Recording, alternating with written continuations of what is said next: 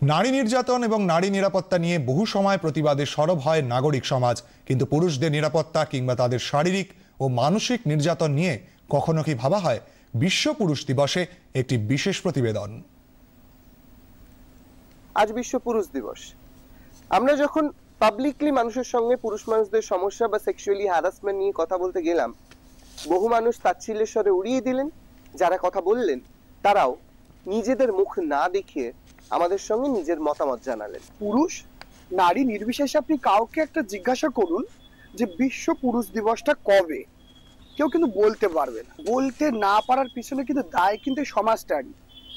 কারণ দেখুন, যাতায়াত করবার পথে বলুন বা পড়াশুনোর জগতে বলুন, কলেজ কিংবা স্কুলে বলুন, কোনো পুরুষ দ্বারা হ্যারাসড হলে কিংবা কোনো মহিলা দ্বারা হ্যারাসড হলে বাড়িতে যখন আমরা বলব তখন তারা বলবে কি এটা কোনো ব্যাপার না।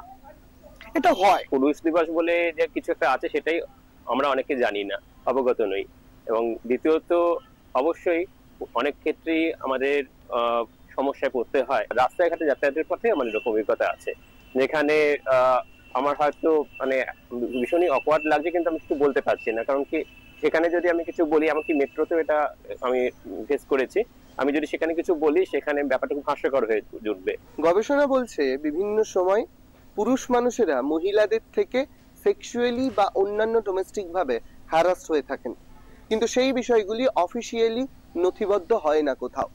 কারণ সেই সোশ্যাল স্টিগমা যারা বলছিলেন এতক্ষণ।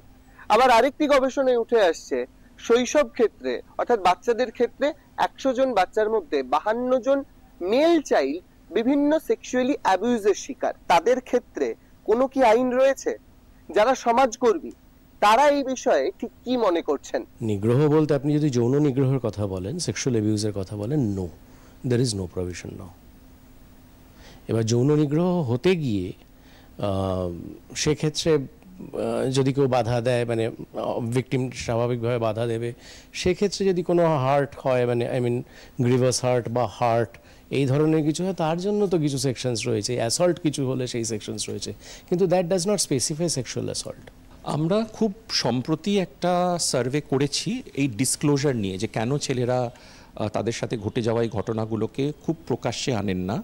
এটা হয়েছে কিছু অ্যাডাল্ট সার্ভাইভার্সদের সাথে, এবং সেখানে আমরা একটা জিনিস দেখতে পেয়েছি যে স্কুল এর পরিসরে এটা কিন্তু খুব ভীষণ রকম হয়। কিন্তু আমরা আমাদের স্টাডিতে পেয়েছি যে যদি আর্টিস্টিক বেন্ট হয় কেউ, তাহলেও তার উপর খ্যাপানো হচ্ছে।